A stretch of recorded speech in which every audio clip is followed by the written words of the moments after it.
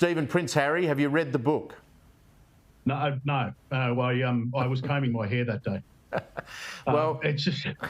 I mean, he's written in there that he took out 21 Taliban when he was fighting in the British military. Now, apparently Iran is upset about this idea, but putting that in the book, it seems a bit crazy, doesn't it? Because what sort of pressures now that put on his protection unit? I mean, he just makes himself a big target, doesn't he? Yeah, absolutely, and particularly, and I think it was 25. But I think in the context of the fact that Harry and Meghan, the Duke and Duchess of Santa Barbara, were complaining about the fact that the royal family had withdrawn their protection. Now to actually put a target on his back like this, because one of his great complaints about the whole Megxit fiasco was that my family's at risk now because I'm not considered a working royal anymore. Some people might say, what was he thinking? But I don't think he's thinking at all. I mean, as I said, I haven't read the book, but I don't think there's anything left in the book that we haven't heard yet.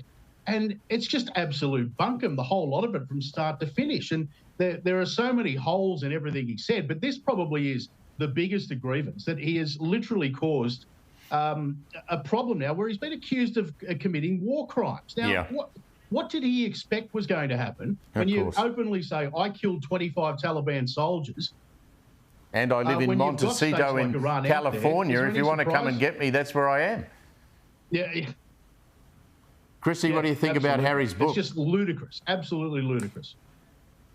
I think it's a serious issue that he's put a lot of things in jeopardy, not least the last bit of remaining respect that many of his peers in the military, because he does have a service record, of course, as we know, as we're discussing here, which has garnered him some respect amid many of his other controversies and ridiculous statements, phrases and behaviours and deals with international media companies. I think that last bit of respect has gone. I think Harry possibly has sold out the military for a bit of publicity, a bit of self-promoting, and that's not behaviour that...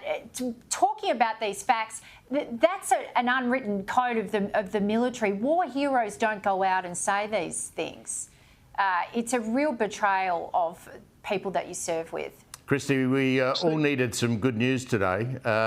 Greta Thunberg's been arrested. How good's that? Isn't it? Sorry. How dare they? People are passionate about this issue. Jump in by all means. I think, look, she's a professional activist. Correct. And she is just one of, what do we call them now? Gen Zs? Or is there's one after Gen Zs? Is she that one or is she a Gen Z? I'm not sure. I don't know, Steve. They watch other shows, not Sky News, obviously. That's not our market here. But she's gone. She's part arrested. of this professional class of activists of this generation. Now she's arrested. There's many more.